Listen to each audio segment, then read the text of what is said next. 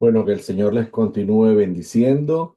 Bienvenidos hoy a una prédica más. Vamos a estar tratando un tema, le hemos titulado Protege tu fe del engaño global. Cuatro armas espirituales que el enemigo no quiere que conozcas.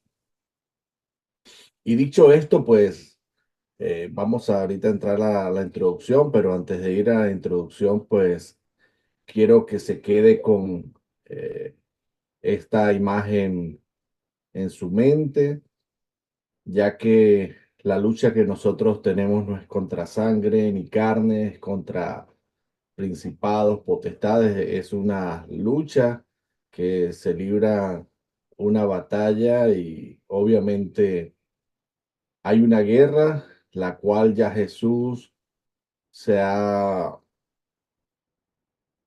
salido vencedor a través de la cruz y vamos a ver todo esto a la luz de la palabra. Y bueno, vamos a estar viendo las cuatro armas espirituales que el enemigo no quiere que conozca. Y dicho esto, vámonos con la introducción del tema. Y bueno, vivimos en un mundo donde el engaño espiritual es una amenaza constante. El enemigo busca desviar nuestra fe utilizando las mentiras y las falsas doctrinas para confundirnos y apartarnos de la verdad. En esta prédica aprenderemos sobre cuatro armas espirituales poderosas que Dios nos ha dado para proteger nuestra fe y resistir el engaño.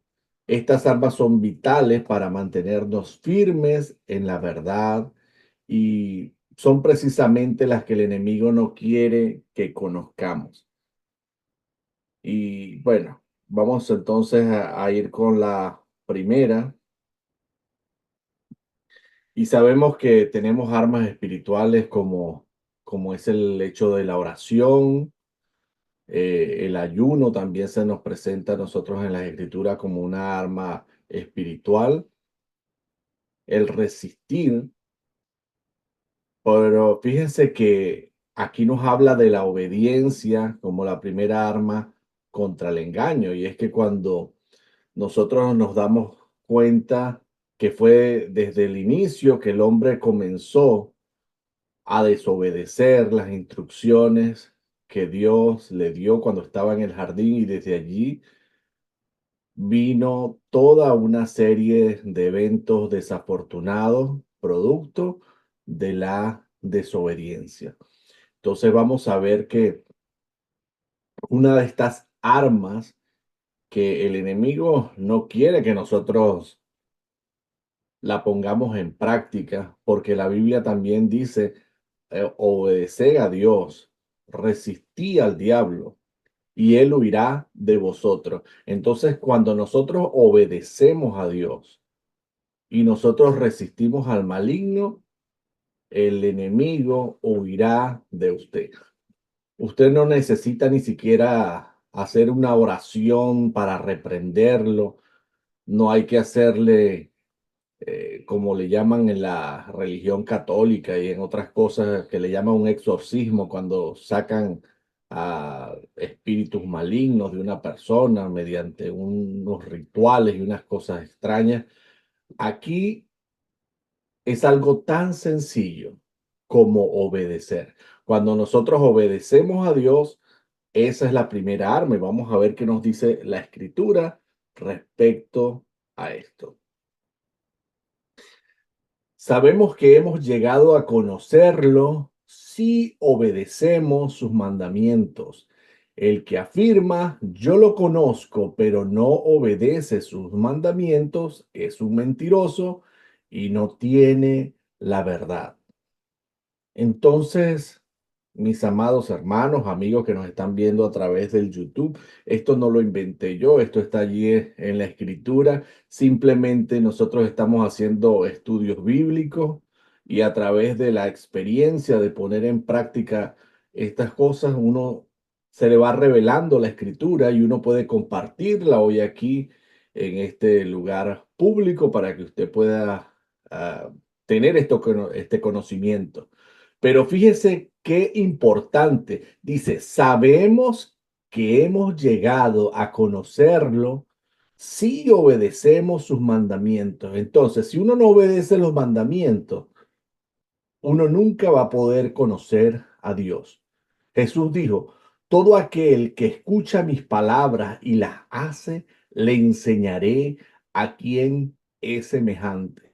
Y aunque en ese contexto Jesús continúa diciendo, es un hombre, es semejante a un hombre prudente que construyó su casa sobre la roca, y es otro el tema que habla allí. Pero específicamente hasta ahí, cuando yo leí eso, yo sentí algo en mi espíritu, sentí algo allí, que había algo más, y sentí esa revelación de parte de Dios, porque eso sucede cuando comenzamos a tener esa comunicación directa con Dios sin necesidad de nosotros tener ningún intermediario, porque el único intermediario que nosotros tenemos es Jesucristo, es el Espíritu Santo, porque lo dice la Biblia, no porque a mí se me ocurrió, como en la religión tradicional católica que se recurre a ciertos personajes, inclusive la madre de Jesucristo en la tierra,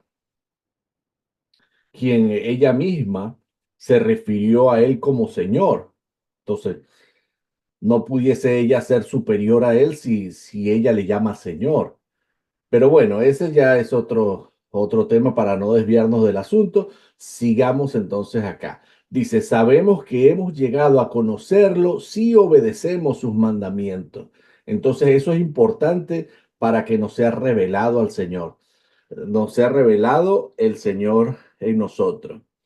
Entonces dice que si en realidad no estamos obedeciendo, somos mentirosos y no tenemos la verdad. Y aquí lo vuelve a confirmar una vez más. Dice, el que tiene mis mandamientos y los obedece es el que me ama. En esto se demuestra realmente el amor a Dios, en obedecer sus mandamientos. Hay personas que hacen peregrinaciones, que caminan de rodillas, haciendo como mostrar algún sacrificio. Por eso el Señor dice, obediencia quiero y no sacrificio. Porque Dios se llegó a sentir hastiado de la cantidad de sacrificios. Cuando les dio el Señor esto de que mataran un cordero y presentaran su sangre, es cierto que esto era una alegoría de lo que iba a suceder con Jesucristo y el Señor quería que quedara eso en nuestras mentes, pero también Dios quería que el hombre se diera cuenta de cuán grave era su pecado al ver la sangre de aquel animal, pero llegó al punto que la gente se acostumbró, lo hizo tan cotidiano y la gente decía, bueno, yo peco, me arrepiento, voy, sacrifico el animal y ya la gente perdió aquella imagen grotesca que el Señor le quería mostrar, porque no es que Dios se agrada con ver esos animales, lo dice la Biblia, que Dios se llegó a sentir completamente hastiado de esas cosas y esos sacrificios ya para Dios eran abominables. Y el Señor se expresa con respecto a ese y dice que ya estaba harto de esas cosas. Y por eso el profeta dice, obediencia quiero y no sacrificio. Entonces, otra de las cosas que cuando Jesús una vez se enfrentó a Pedro, ya luego que Pedro lo había negado, ya Pedro se había reconciliado con Dios, Jesús le pregunta, Pedro, ¿me amas? Y Pedro le respondió que sí, que por supuesto. Le volvió a preguntar en una segunda ocasión y Pedro le dice sí. Y Jesús le vuelve a preguntar y en esa tercera ocasión dice que Pedro se entristeció. Ya había un antecedente que ya él lo había negado antes porque él dijo no te negaré. Y Jesús le dijo, te aseguro que antes que el gallo cante me negarás 3 veces. Y él dijo, no, Señor, yo mi vida daré por ti. Pero cuando llegó el momento de la verdad, ya todos sabemos qué pasó en la historia. Pero la actitud de Pedro esta vez fue diferente. Dijo, bueno, Señor, tú lo conoces todo, tú sabes en verdad todas las cosas, porque llegó hasta dudar del mismo, supongo, en aquel momento, hablando de Pedro, pero el Señor se dio cuenta que ese grado de humildad y de reconocer era el que ya estaba allí y le dijo, apacienta mis ovejas. Entonces prácticamente le dijo, si me amas, obedece lo que estoy diciendo, apacienta mis ovejas. Entonces, este es el que me ama. Porque palabras de amor y todas esas cosas, bueno, mira, ya Dios no se anda creyendo los cuentos, Dios conoce los corazones. Dios sabe si tú estás llorando allí delante de la presencia de Dios por un momento que estás pasando bien duro, pero realmente Él sabe quién lo ama respecto a sus acciones. No se contenten con solo escuchar la palabra, pues así se engañan a ustedes mismos. Llévenla a la práctica, dice allí en Santiago 1:22. Primera de Juan 5:3 dice, porque el amor de Dios consiste en obedecer sus mandamientos y sus mandamientos no son difíciles de cumplir. Ahora, sabemos que no es fácil, pero tampoco es imposible. Y cuando vamos de la mano del Señor, del Espíritu Santo, esto se va a hacer accesible. ¿Sabe por qué el mundo es incapaz de obedecer los mandamientos de Dios? Porque sin santidad nadie puede ver a Dios. Y nosotros la única manera que podemos ser santos es a través del sacrificio de Jesús y a través de la ayuda del Espíritu Santo nosotros vamos a poder obedecer estos mandamientos. Por sus fuerzas nadie lo va a poder hacer. Por eso Jesucristo dijo, me voy, pero no los dejaré solos. Les dejaré al Espíritu Santo, el cual les enseñará todas las cosas y estará con ustedes hasta el fin del mundo. A través del Espíritu Santo nosotros podemos lograr esto, porque el Señor dijo que Él nos conducirá a toda verdad. La Biblia habla de Él como un consolador, alguien que consuela, alguien que nos motiva, alguien que nos alienta. Hoy en día que existe esa palabra muy de moda que se llama el coaching, eh, donde hay un motivador, un coach,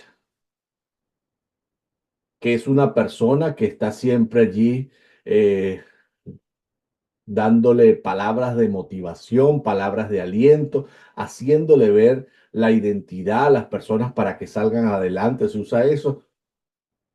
Y eso, wow, la gente se maravilla. Bueno, mire, ya desde 2000 años atrás, Dios nos dejó algo mayor que un coach.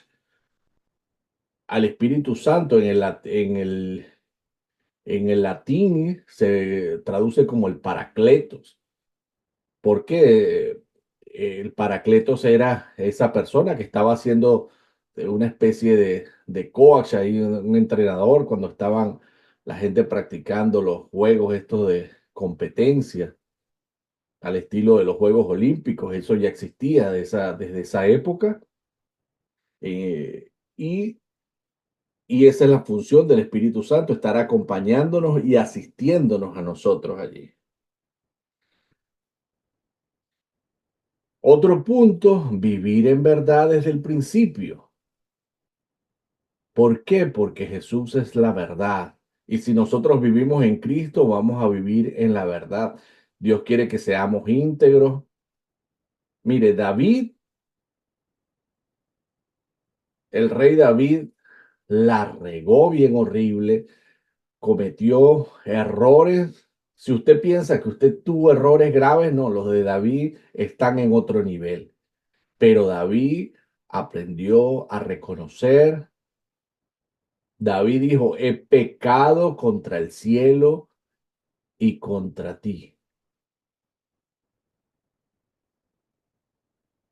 El hijo pródigo en la parábola de Jesús dijo, Padre, he pecado contra el cielo y contra ti. No soy digno de ser llamado tu hijo. Hazme como uno de tus siervos. Confesó, se dio cuenta. La Biblia dice que el hijo pródigo se había ido y había gastado todos sus bienes en vicios, en placeres y en todo que usted se pueda imaginar escandaloso. Eso lo hizo. Pero también sabemos cómo fue el fin. Luego estaba anhelando comer la comida de los cerdos.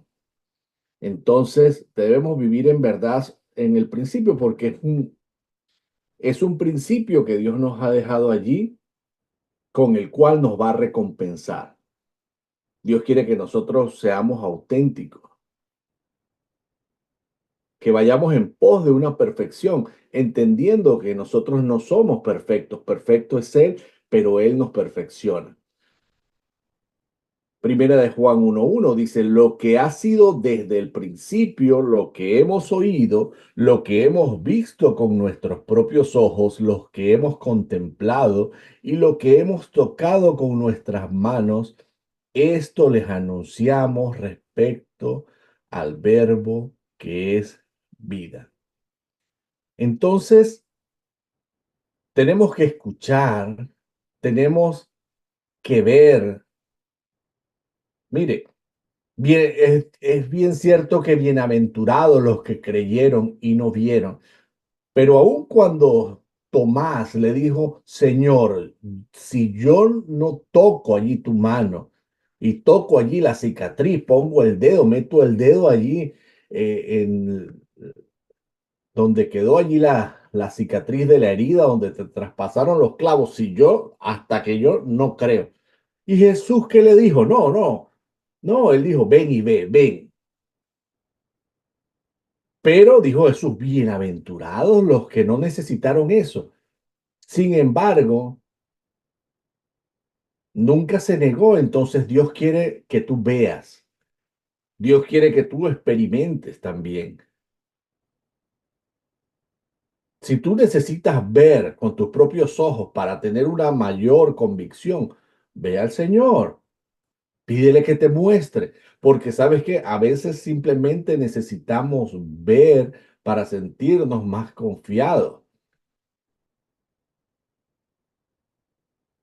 Cuando Eliseo estaba, una vez estaban en batalla y estaban siendo rodeados por un grupo numeroso, un ejército, su siervo, el siervo Eliseo, tuvo miedo y dijo, mira, porque él no había visto lo espiritual.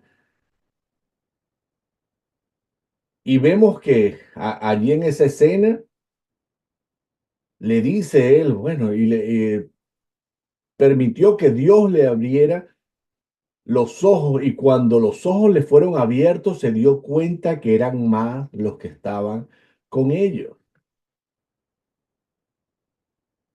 Entonces, luego que esta persona pudo ver que no estaba solo, pudo ver que los que estaban peleando con ellos eran más poderosos, se sintió más tranquilo. Entonces, es necesario que nosotros veamos con nuestros propios ojos, que contemplemos, porque contemplar va mucho más allá de ver algo, porque esto nos va a ayudar a ser testigos efectivos, porque aquí en Primera de Juan hemos tocado con nuestras manos, esto les anunciamos. O sea, ellos no estaban predicando un evangelio informativo. No era un folleto que le estaban dando que ellos no lo habían vivido. No, esto era la vivencia personal, lo que ellos habían palpado. Porque quizás usted no ha palpado a Dios. Porque, pero así como el viento es invisible y uno no lo puede ver, uno lo puede sentir. Así también es Dios. Aunque no lo podamos ver, sabemos que está ahí. Sabemos por qué. Porque nos ha dejado su palabra, nos ha dejado todas las demás cosas los ha dejado el Espíritu Santo. Tenemos los dones del Espíritu Santo, tenemos los frutos del Espíritu Santo. Primera de Juan 2:24 dice, permanezcan en lo que han oído desde el principio. Si lo que han oído desde el principio permanece en ustedes, también ustedes permanecerán en el Hijo y en el Padre. Entonces hay que permanecer, hay que mantenerse en lo que Dios nos ha enseñado desde el principio para que Dios permanezca en nosotros y así como les comentaba en prédicas anteriores, mientras la presencia de Dios, que estaba simbolizada en aquel entonces, antes de que fuera el sacrificio de Jesús en la cruz, muchísimo antes, desde los tiempos del rey David, que estaba el arca del pacto, que hoy en día la han sacado hasta en películas de Indiana Jones. Esa arca cuando fue llevada a la casa de Obed-Edom, dice que todo en la casa de Obed-Edom prosperaba. Y no era solo una prosperidad espiritual, era algo evidente porque la gente dice, todo en su casa prosperaba. Tanto fue que se hizo, eso llegó a oídos de David, porque eso era bien lejano donde estaba, no estaba a la vuelta del patio de la casa de David. Hasta allá llegó el chisme.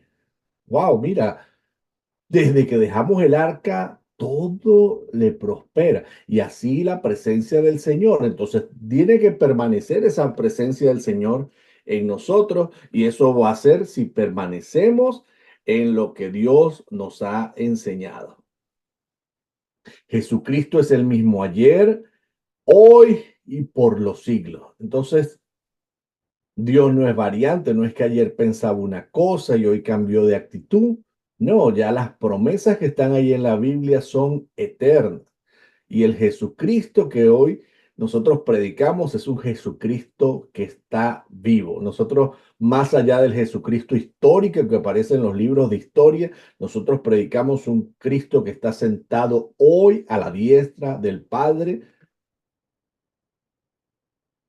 Y esto que nosotros hoy tenemos de la tecnología, que nos podemos comunicar a través del Internet, no importa la distancia donde nosotros estemos, no importa si usted está en un país, mire, ahora podemos hacer hasta videoconferencias y de todo eso. Mira, ya Jesucristo se comunicaba con el Padre y con una comunicación inalámbrica que no necesitaba de ningún dispositivo, ¿no? Jesucristo no necesitaba un celular, simplemente invocaba al Padre y donde él estaba el Padre lo oía.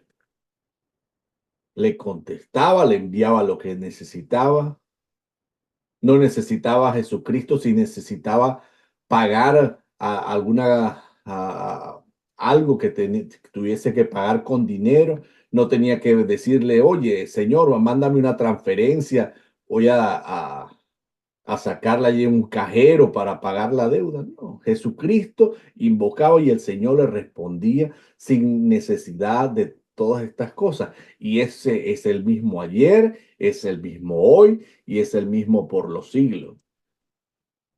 Edificado sobre este fundamento de los apóstoles y profetas, siendo Jesucristo la piedra angular.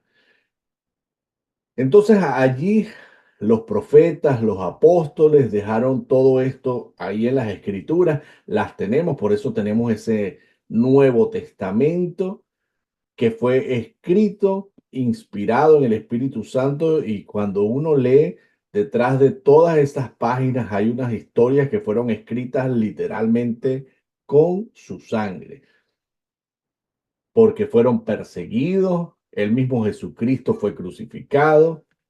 Entonces, debemos edificarnos, toda nuestro fundamento tiene que estar fundamentado, edificado en lo que Dios nos ha dejado a través de su palabra. Por eso dice aquí, a través de los apóstoles, los profetas. Y esto de la profecía va más allá porque hoy en día hay algo que se conoce como el movimiento, bueno, ya ahorita ha pasado un poco el auge, movimiento apostólico, profético, donde se pierde la esencia de esto y se cree como que un apóstol es como un pastor con más jerarquía, que edifica iglesias y un montón de cosas, que el profeta es alguien que tiene eh, dones de clarividencia y que puede decir cosas. Y es verdad hasta cierto punto, pero tenemos que tener mucho cuidado con eso, porque el tema de la profecía, si hay algo que alguien está diciendo que es profeta y está diciendo cosas que no están en la palabra del Señor, eso no es profecía. Entonces la profecía, los profetas escribieron la palabra del Señor, fueron inspirados y ya después de eso lo que uno ve, por ejemplo, cuando Pedro profetiza, él declaró lo que ya decía la palabra allí en el libro de Joel, que en los postreros días, en pocas palabras, es una revelación de la escritura. Y bueno, no me quiero extender más sobre este tema, pero el Señor prácticamente aquí lo que nos dice es sobre la palabra del Señor. Debemos también tener perseverancia en la pureza espiritual. Y es que no es fácil, no solo mantenerla un día, no es fácil mantener esa perseverancia durante toda la vida en esa pureza espiritual. Debemos ir renovando todo eso, debemos irnos limpiando, tiene que haber un entrenamiento como siempre. Es como una persona que va y hace deporte, va al gimnasio. Uno deja de ir al gimnasio, comienza a comer mal y se pierde aquello. Entonces, para mantenerse hay que perseverar. Así lo mismo en lo espiritual. Entonces, fíjense lo que nos dice por acá la escritura. Dice, así que queridos hermanos, ya que esperan estos acontecimientos, esfuércense para que Dios los halle sin mancha, intachables y en paz. Así que queridos hermanos, cuídense de no ser arrastrados por el error de los libertinos, ni pierdan la estabilidad manteniéndose firmes en la gracia.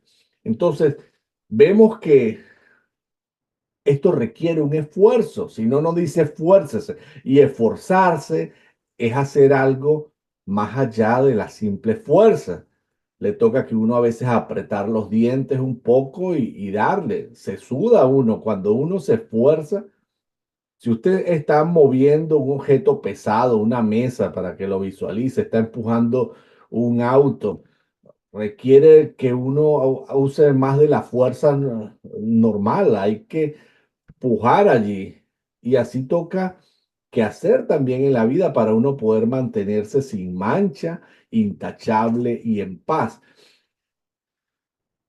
Y aquí dice, para no ser arrastrados. ¿Por qué? Porque sabemos que estamos como en algo que hay una corriente. Cuando usted ha atravesado algún momento unas aguas donde hay una corriente, usted, si usted deja en algún momento de sostenerse firme, la corriente se lo va llevando. Y así sucede. Estas corrientes, pues, si nosotros no hacemos un esfuerzo, nos terminan arrastrando hasta llevarnos al error de los libertinos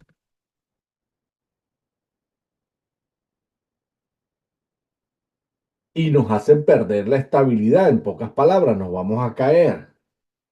Así que tenemos que mantenernos firmes en la gracia de Jesucristo. Manténganse firmes en la fe, sean valientes y fuertes. Entonces, para esto hay que ser valiente y si requiere valentía, quiere decir que hay momentos donde hay cosas que nos van a tratar de intimidar, nos van a tratar de asustar, hay cosas que nos van a tratar de tumbar. Y si uno no se fortalece, te va a causar daño.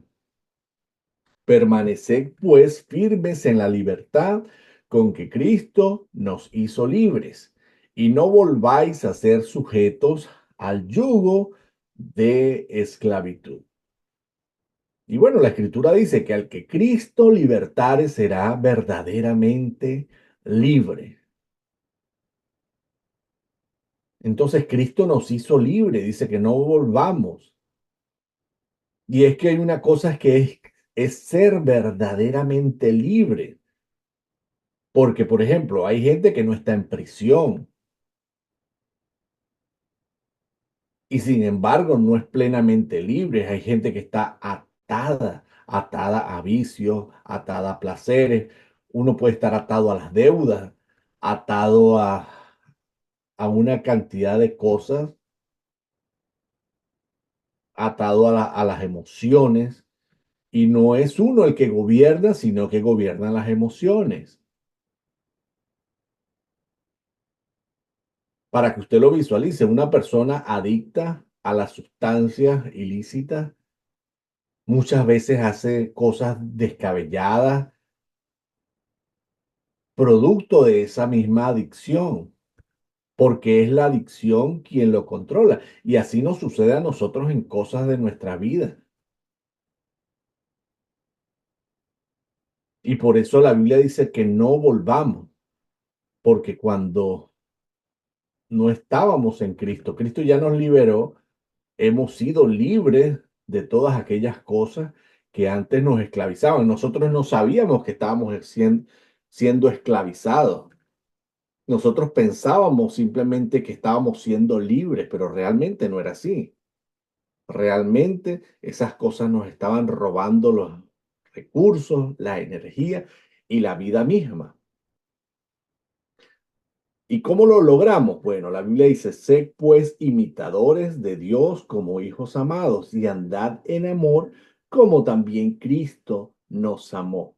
Entonces, imitémoslo. El apóstol Pablo dijo, sed imitadores de mí como yo de Cristo.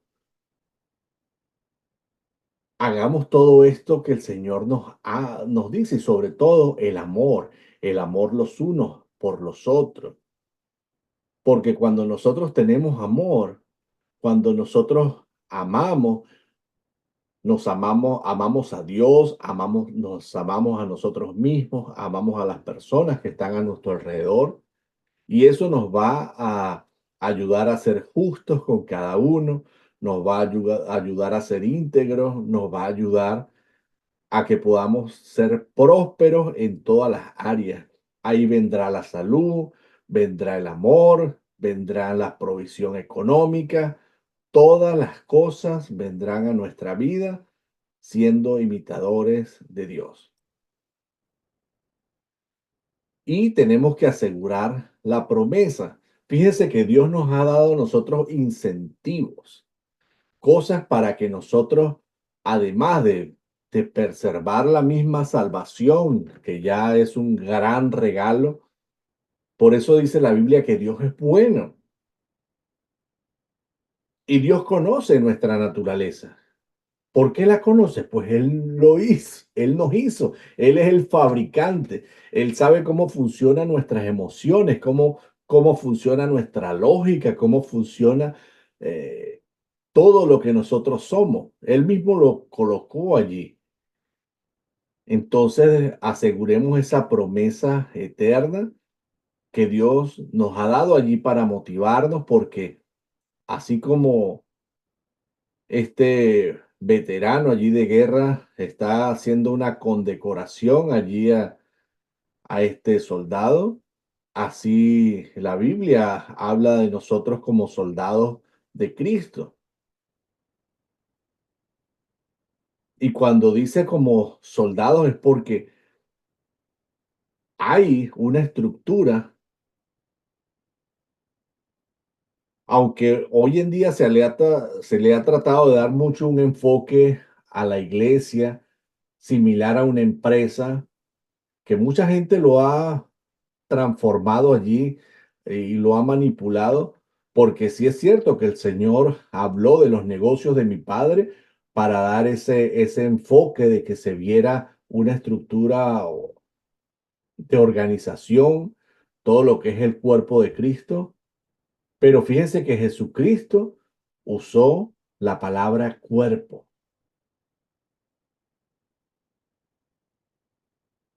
Y hay solo dos instituciones en el mundo que tienen esa estructura de cuerpo, y es la iglesia y el ejército. Ya sea el ejército de cualquier nación, ya sea el ejército de cualquier país, así sean ateos, la organización que tiene es una organización de líneas de mando, lo cual se conoce académicamente como organización lineal. Se basa en estas jerarquías, en todas estas cosas. Y la iglesia, además del ejército, es la única que tiene todo esto. Y el Señor pues tiene sus condecoraciones, tiene sus maneras de cómo promover también. Entonces, por lo tanto, hermanos, esfuércense más aún por asegurarse del llamado de Dios, que fue quien los eligió. Si hacen estas cosas, nunca caerán y se les abrirán de par en par las puertas del reino de nuestro Señor Jesucristo. Entonces, si usted quiere que se le abran las puertas del reino, asegúrese del llamado que Dios le dio y haga lo que Dios le ha dicho en su palabra. Esto va a garantizar que usted nunca caiga, pero fíjese, se le abrirán de par en par las puertas del reino eterno. Entonces, usted quiere que se le abran. Hay gente que está pensando, bueno, yo para que se abran las puertas del reino, tengo que pactar, tengo que llevar una ofrenda. Es verdad que Dios multiplica al dador alegre, pero hay una gran cantidad de enseñanzas y de cosas cuando esto es tan simple.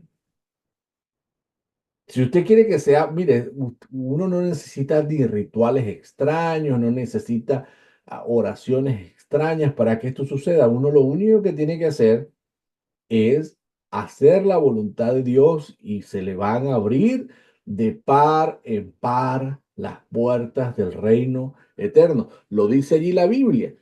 Si usted no me lo cree, que está, bueno, busque la Biblia que está allá, desempólvela y léalo, subráyelo, pero Dios quiere que nos esforcemos en el llamado, porque Dios nos ha llamado para que seamos sus testigos, para que primero nos convertamos a nosotros, para que nuestra vida sea transformada y para que mostremos al mundo el poder de Dios, la salvación, para que seamos partícipes también de esa obra de restauración en otras personas y hagamos discípulos a las naciones de la tierra.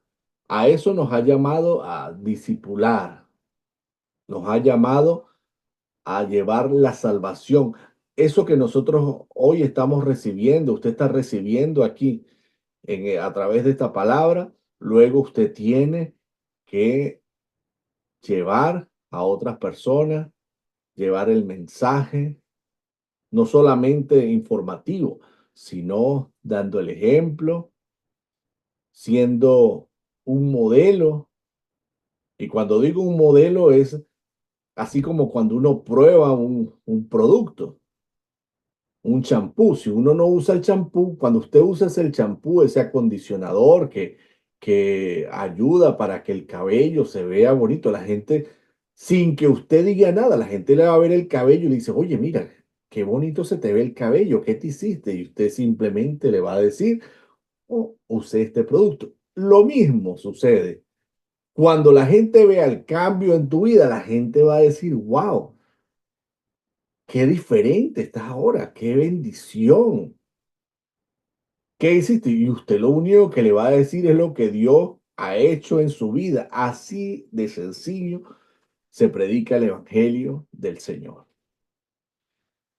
Por lo cual, hermanos, tanto más procurad hacer firme vuestra vocación y elección, porque haciendo estas cosas no caeréis jamás, jamás. Y fíjense lo que escribe aquí el apóstol Pablo. Dice, he peleado la buena batalla, he acabado la carrera, he guardado la fe. Y todo esto pues fue la antesala porque él ya sabía que lo esperaba su condecoración, así como vimos en la foto. Así nos espera a nosotros una ceremonia, quienes hemos en algún momento, ya sea que usted se graduó de bachiller o la secundaria o en alguna empresa lo promovieron, ya sea como sea, pues es un galardón que se entrega luego de pasar todo un proceso. Así tiene el Señor también preparado para nosotros, para los que hemos y estamos guardando la fe. Por eso los estamos haciendo a diario, porque sabemos que lo que hacemos no es en vano. Sabemos que el Señor es galardonador, dice la Escritura, de los que le buscan. Pero nosotros no somos de los que retroceden para perdición, sino de los que tienen fe para preservación del alma. Entonces nosotros no retrocedemos, vamos hacia adelante. Y bueno, ya acabando ya la enseñanza, pues haciendo un pequeño repaso, podemos decir que hoy hemos explorado pues 4 armas espirituales que Dios nos ha dado para proteger nuestra fe del engaño global. Por un lado, pues vimos la obediencia, la verdad revelada desde el principio, que es ser nosotros íntegros delante de Dios, la perseverancia en la pureza espiritual, que perseveremos en todo este tema de nuestra santidad y de nuestro proceso, y que tengamos esa certeza de la promesa eterna.